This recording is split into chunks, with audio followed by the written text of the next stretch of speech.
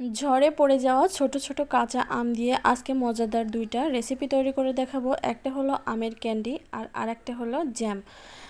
কম বেশি সবাই পরিচিত এই দুইটা রেসিপির সাথে। তবে কিভাবে আজকে আমি খুব সহজে এই রেসিপিগুলো বাসায় তৈরি করেছি তো সেটাই আপনাদের সাথে শেয়ার করব। আশা করছি আজকের এই রেসিপিগুলো আপনাদের কাছে খুবই ভালো লাগবে। তো চলুন মূল রেসিপিতে চলে যাচ্ছি। অনেকেই ভাবে ছোট ছোট আম দিয়ে হয়তো কোনো রেসিপি হবে না, তাই ভেবে অবহেলায় ফেলে রাখেন। তো আপনারা এইভাবে কিন্তু এই রেসিপিটা তৈরি করে দেখতে পারেন। তো দেখতেই পারছেন আমগুলোকে কিন্তু আমি এইভাবে কেটে নিয়েছি। আর আমের ভেতরে যে শ্বাসটা আমের গায়ে লেগে থাকে সেটাকেও আমি ছিলে নিয়েছি। দেখুন একটা আমের গায়েও কিন্তু ভেতরে সেই ছোকলাটা বা শ্বাসটা যাই বলেন সেটা নেই। তো এখানে আমি পরিমাণ মতো চিনি দিয়ে দিচ্ছি। আর এই চিনিটা দিয়ে আমি একটু নেড়েচেড়ে মিশিয়ে এটাকে আমি সারা রাতের জন্য নর্মাল ফ্রিজে রেখে দেব। আপনারা চাইলে 2 থেকে 3 ঘন্টা পরও এটা রান্না করতে পারেন, তবে সারা রাত রেখে দিলে এই চিনির রসটা আমের গায়ে ভেতরে ভালোভাবে ঢুকে যাবে। তো ফিরে আসছি রাতের রেখে সকালে এটাকে রান্না করতে। এই যে দেখুন আমগুলো কিন্তু অনেকটা সফট হয়ে গেছে। আর সেই চিনির পানিটা সহই আমি একটা ফ্রাই প্যানে ঢেলে দিলাম। আর এখানে আমি সামান্য ফুড কালার ইউজ করছি, তবে এটা একেবারে অপশনাল, আপনারা চাইলে এটা বাদ দিয়ে দিতে পারেন। তো এভাবেই নেড়েচেড়ে এটাকে রান্না করে নিতে হবে। আর এর চুলার আঁচটা থাকবে মিডিয়াম টু হাই হিটে, কোনোভাবেই লো করা যাবে না, তাহলে আমটা কিন্তু গলে যাবে। আর হাই হিটেও করা যাবে না, তাহলে ক্যারামেল হয়ে আমটা সিদ্ধ হবে না। তো যাই হোক, মিডিয়াম হিটে রেখেই এটা রান্না করতে হবে। আর এটা রান্না করতে করতে এই রঙটা আমের গায়ে ভালোভাবে বসে যাবে। আর চিনিটাও আমের সাথে মিশে আমটা অনেক মিষ্টি হয়ে যাবে। আর এটা কিন্তু বেশি মিষ্টি হয় না, অনেকটা টক মিষ্টি টাইপের। ক্যান্ডি তো ক্যান্ডি হয়, ক্যান্ডি কিন্তু একেবারে বেশি মিষ্টি হলে ভালো লাগে না। আর এটা যখন রোদ্রে শুকাবো তখন কিন্তু একেবারেই কড়া রোদে শুকিয়ে করকরে করে ফেলা যাবে না। এই যে দেখুন আমার পানিটা কিন্তু শুকিয়ে গেছে প্রায়, আর অল্পই বাকি আছে। এখন এই পর্যায়ে চুলাটা আমি অফ করে দিচ্ছি। চুলাটা অফ করে দিয়ে আমি যে পাত্রে এটাকে শুকাতে দেব সেই পাত্রে এটাকে ঢেলে নেব।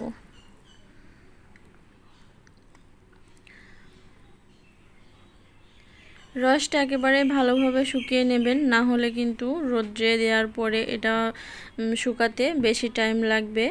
চেষ্টা করবেন এটা কড়া থেকেই এর রসটা শুকিয়ে নিতে। তো চুলাটা অফ করে দিয়েছি। এখন আমি যে পাত্রে দেব সেই পাত্রে সেট করে নিচ্ছি। এই যে দেখুন এরকম একটা স্টিলের প্লেটে আমি ঢেলে দিয়েছি। আপনারা চাইলে যে কোনো কিছুতেই এভাবে রোদ্রে দিতে পারেন। এটাকে আমি 2 দিন রোদ্রে দেব, 2 দিনেই আমার আমটা শুকিয়ে যাবে। এই যে দেখুন 2 দিনে এরকম হয়েছে। এটা কিন্তু একবারে করকরে শুকনা করে ফেলা যাবে না, তাহলে খেতে একদমই ভালো লাগবে না। ভেতরে জাস্ট নরম থাকবে আর উপরে থাকবে শুকনো, এরকম করে শুকাতে হবে। এখন যে রেসিপিটা তৈরি করব সেটা বাহির থেকে কিনতে গেলে অনেকগুলো টাকা গুনতে হয়। খুব সহজে কিন্তু আপনারা বাসায় তৈরি করে ফেলতে পারেন মাত্র 2টি উপকরণ দিয়ে। আমি আগেই বলেছি ঝড়ে পড়া ছোট ছোট আম দিয়ে এই রেসিপিগুলো আপনাদের তৈরি করে দেখাবো। তো কয়েকটা ছোট ছোট আম আমি এখানে কেটে নিয়েছি, আপনাদের যতগুলো প্রয়োজন ততগুলো নিয়ে নেবেন। আমি আমগুলোকে টুকরো টুকরো করে কেটে নিয়েছি এইভাবে। তারপরে ধুয়ে পরিষ্কার করে দিয়ে দিলাম কড়াইতে। এই যে পর্যাপ্ত পরিমাণে পানি দিয়ে ঢাকনা দিয়ে ঢেকে কিছুক্ষণ সিদ্ধ করব। আর এটার পানি কিন্তু পর্যাপ্ত পরিমাণে দিতে হবে, যাতে আমটা ভালোভাবে সিদ্ধ হয়েও আরও কিছুটা পানি থেকে যায়, কারণ এটার পানি আমাদের প্রয়োজন হবে। তো মাঝে মাঝে ঢাকনা তুলে এভাবে একটু নেড়েচেড়ে দেখতে হবে যে আমটা সিদ্ধ হয়েছে কিনা। আমার আমটা পুরোপুরি এখনও সিদ্ধ হয়নি, আমি আরও একবার ঢাকনা দিয়ে ঢেকে দিচ্ছি আমটা পুরো সিদ্ধ হওয়ার জন্য। তো এভাবে কয়েক মিনিট রান্না করলে, ঢাকনা দিয়ে ঢেকে রান্না করলে কিন্তু আমটা খুব ভালোভাবে সিদ্ধ হয়ে আসবে। এই যে দেখুন আমার আমটা কিন্তু এখন দেখেই মনে হচ্ছে যে সিদ্ধ হয়ে এসেছে। এখন এই যে আমি একটু চাপ দিয়ে দেখে দিচ্ছি যে সিদ্ধ হয়েছে কিনা।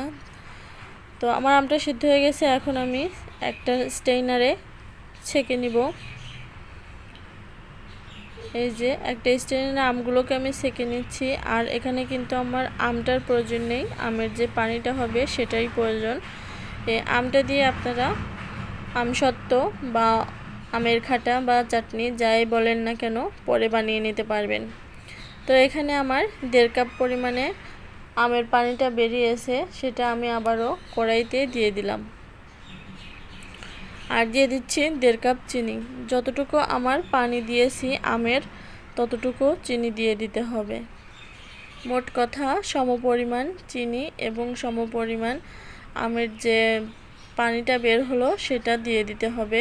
এটার দুটারই পরিমাণ যেন ঠিক সমান থাকে। তো এটাকে এখন নেড়ে চেড়ে গুলিয়ে নিতে হবে। চিনিটা যখন এই যে এইভাবে বলক চলে আসবে, এর মধ্যে আমি একটু দিয়ে দিচ্ছি ফুড কালার। এটা একেবারেই অপশনাল, আপনারা চাইলে নাও দিতে পারেন, আমি কালার সৌন্দর্যের জন্য দিয়ে দিলাম। আর দিয়ে দিচ্ছি 1 টেবিল চামচ ভিনেগার। এটা আমার অনেক দিন পর্যন্ত সংরক্ষণ করতে কাজে লাগবে।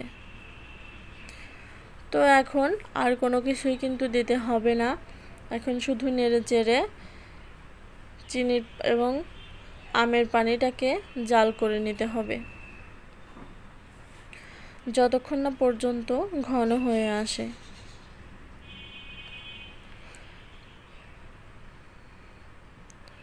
তো এই যে দেখুন, হাত দিয়ে চেক করে নেবেন, যখন হাতের মধ্যে একটা শিরার মতো হবে তখনই বুঝবেন এটা হয়ে গেছে। তো আমার এটা এখনও হয়নি, আরও একটু জাল দেওয়ার প্রয়োজন আছে, সেজন্য আমি আরও একটু জাল দিয়ে নিচ্ছি।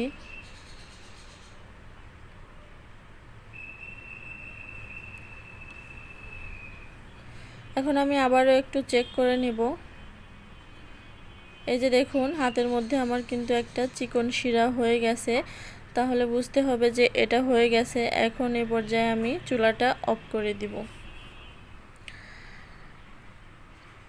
তো এই যে দেখুন, এতটা ঘনত্বে চলে এসেছে, আর আমি এই পর্যায়ে চুলাটা অফ করে দিয়েছি। আর এটা গরম থাকা অবস্থায় আমি একটা কাচের কৌটোতে ঢেলে নিয়েছি। এই যে এটা ঠান্ডা হয়ে এরকম হয়েছে, দেখুন এটা কতটা সফট আর নরম হয়েছে। আমি একটা রুটিতে মেখে দেখিয়ে দিচ্ছি, নিশ্চয়ই বুঝতে পারছেন আমার এটা কতটা পারফেক্ট হয়েছে। আশা করছি আজকের রেসিপিটা আপনাদের ভালো লেগেছে। তো যদি ভালো লেগে থাকে, আমার চ্যানেলটা এখনও যারা সাবস্ক্রাইব করেননি তারা অবশ্যই আমার চ্যানেলটাকে সাবস্ক্রাইব করে পাশে থাকা বেল বাটনটি অন করে দিবেন। পরবর্তীতে এরকম নিত্য নতুন সহজ কোনো ভিডিও আপলোড করলে নোটিফিকেশন আপনাদের কাছে পৌঁছে যাবে। তো আজকের মতো এখানেই বিদায় নিচ্ছি, চলে আসব অন্য কোনো দিন অন্য কোনো সহজ রেসিপি নিয়ে। ততক্ষণ সবাই ভালো থাকবেন, সুস্থ থাকবেন। আল্লাহ হাফেজ।